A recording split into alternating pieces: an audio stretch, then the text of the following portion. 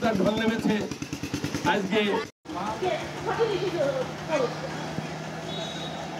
সব আসামিরা ধরা পড়ুক, একটা আসামি ধরা পড়েনি, এটা আমার খুব কষ্ট লাগতেছে যে একটা আসামি খুব অসুস্থ। তাছাড়া এই ঘটনায় আমি একেবারে অসুস্থ, কথা বলার সাথে নেই। তো আমার দাবি সুষ্ঠু বিচার। আমরা ফাঁসি চাই, তার ফাঁসি চাই, কিন্তু শিশুরা বাল্যক বাচ্চা তার কি পাই। এই মানববন্ধন দাঁড়িয়েছি। আজ আমি অত্যন্ত